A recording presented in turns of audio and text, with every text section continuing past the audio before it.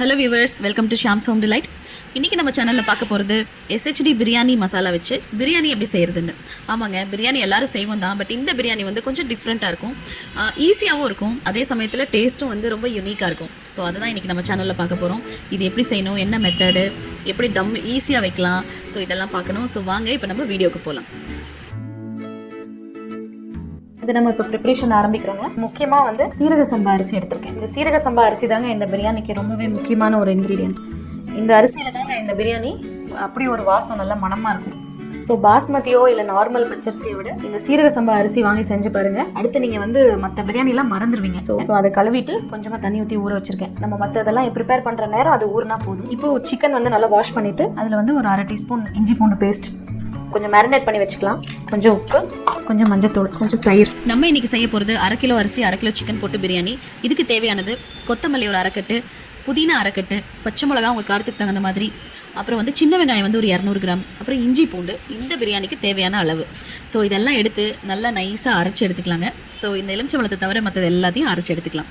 இந்த பிரியாணிக்கு வந்து குக்கர் தான் வேணும்னு அவசியம் இல்லை. வேறு பாத்திரம் நல்ல கெட்டியான பாத்திரம் இருந்தால் அதில் கூட பிரியாணி கொஞ்சம் நல்லாவே தாராளமாக எண்ணெய் வேணுங்க. நான் பாதி எண்ணெயும் பாதி பட்டரும் எடுக்கிறேன்.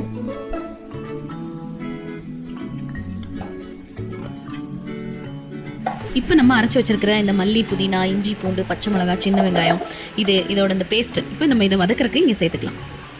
இதை அடி பிடிக்காமல் கொஞ்சம் மீடியம் ஃப்ளேமில் வச்சு நல்லா வதக்கிக்கோங்க.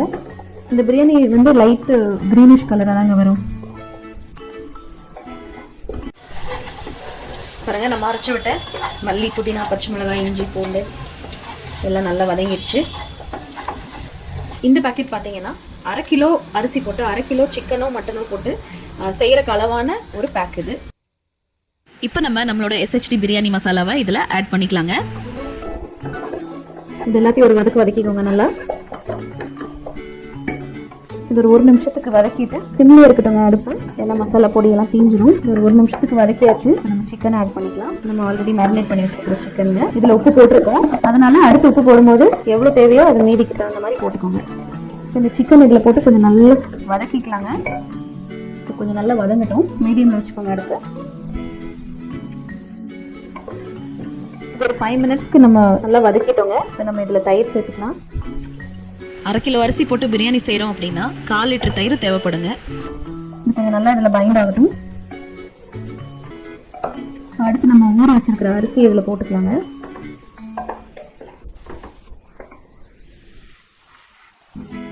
சீரக சம்பா அரிசி தண்ணி அளவு பார்த்தீங்கன்னா 1 பங்கு அரிசினா 1.5 பங்கு தண்ணி ஊற்றிக்கோங்க. நம்ம தயிர் தாராளமாக ஊற்றிருக்கோம்.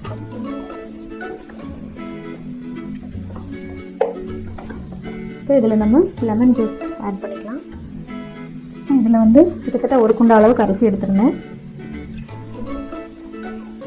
இப்போ 1.5 குண்டா கிட்ட நான் தண்ணி எடுத்துக்கிறேன். அடுப்பு ஃபுல்லில் வச்சுக்கோங்க. இப்போது தண்ணி ஊற்றிட்டு உப்பு செக் பண்ணிவிட்டு பத்தாதுக்கு போட்டுக்கோங்க. இது இங்கே கொதிச்சுட்டு இருக்கிற நேரம் நம்ம பக்கத்தில் ஒரு அடுப்பில் தண்ணி வச்சுக்கலாங்க. இந்த தண்ணி எதுக்குன்னா தம் வைக்கிறதுக்கு. இப்போ இதுக்கு அளவான ஒரு தட்டு எடுத்துக்கோங்க, மூடி. அந்த மூடி வந்து சில்வர் ஃபாயில் இருந்துச்சுன்னா அதை வந்து இப்படி ரேப் பண்ணிக்கோங்க.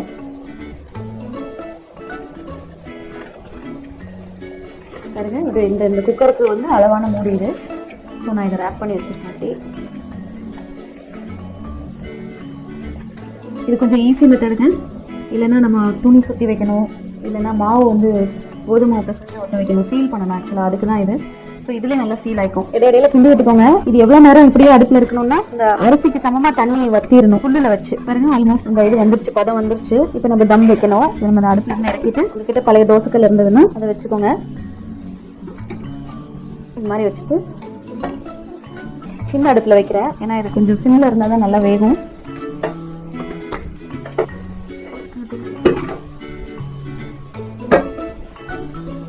நம்ம ப்ரிப்பேர் பண்ணி வச்சுருக்கிற இந்த தட்டை இது மேலே நல்லா வச்சு க்ளோஸ் பண்ணுங்கள். இந்த மாதிரி நல்லா இந்த தட்டு போட்டு நல்லா மூடிடுங்க. கேப் இல்லாமல் மூடிடுங்க. அது மேலே இந்த ஹாட் வாட்டர் குண்டாக வச்சிடலாம். இது வந்து சிம்மில் தாங்க வைக்கணும். கரெக்டாக 15 நிமிஷம் போதும். 15 நிமிஷத்தில் பிரியாணி ரெடி ஆயிருங்க. டைம் பார்த்து வச்சுக்கோங்க. பார்த்துட்டு இதை ப்ளேஸ் பண்ணிடுங்க. அடுத்த சிம்மில் வச்சுக்கோங்க. இது கரெக்டாக 15 மினிட்ஸ் ஆயிடுச்சுங்க. நம்ம தம் வச்சுருக்கிறத எடுத்து பார்க்கலாம்.